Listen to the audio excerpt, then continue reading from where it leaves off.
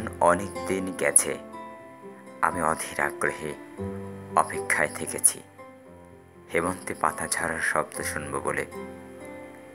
নিঃশব্দে অপেক্ষা করেছি বনভূমিতে কোনো বন্ধুর জন্যে, কিংবা অন্য অনেকের জন্যে, হয়তোবা ভবিষ্যতেও অপেক্ষা করব।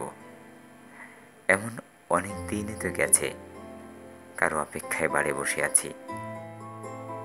হয়তো কেউ বলেছিল অপেক্ষা করো, একসঙ্গে বেরোবো।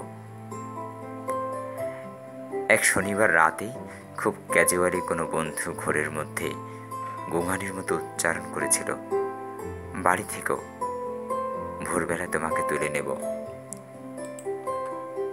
হয়তো ওর মনের মধ্যে ছিল চুনিয়া অথবা শ্রীপুর ফরেস্ট বাংলো। আমি অপেক্ষায় থেকেছি। যুদ্ধের অনেক আগে একবার আমার প্রিয় বন্ধু অলোক মিত্র ঠাট্টা করে বলেছিল, জীবনে তো কিছুই দেখলি না নবজপিট পানশালা ছাড়া, চল তোকে দিনাজপুরে নিয়ে যাব।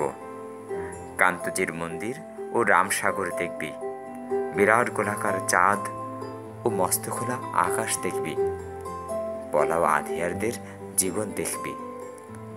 গল্প টল্প লেখার ব্যাপারে কিছু উপাদান পেয়ে যেতেও পারিস, তৈরি থাকিস, আমি আসব। আমি অপেক্ষায় থেকেছি। আমি বন্ধু, পরিচিত জন, এমনকি শত্রুর জন্যেও অপেক্ষায় থেকেছি। বন্ধুর মধুর হাসি আর শত্রুর ছুরির জন্য অপেক্ষায় থেকেছি। কিন্তু তোমার জন্য আমি অপেক্ষায় থাকব না, প্রতীক্ষা করব।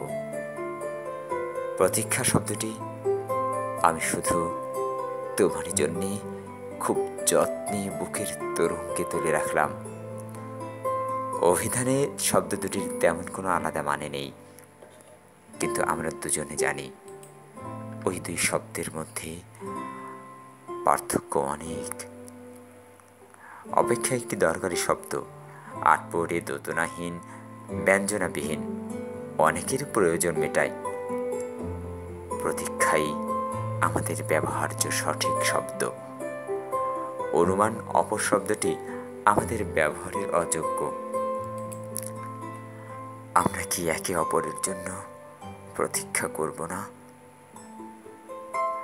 আমি তোমার জন্যে পথপ্রান্তে অশ্বথের মতো দাঁড়িয়ে থাকব, ওই বৃক্ষ অনন্তকাল ধরে যোগ্য পথিকের জন্য প্রতীক্ষমান। আমাকে তুমি প্রতীক্ষা করতে বলো, আমি ঠায় দাঁড়িয়ে থাকব অনড় বিশ্বাসে। দাঁড়িয়ে থাকতে থাকতে আমার পায়ে সেগুলো গজাবে। আমার প্রতীক্ষা তবু ফুরবে না।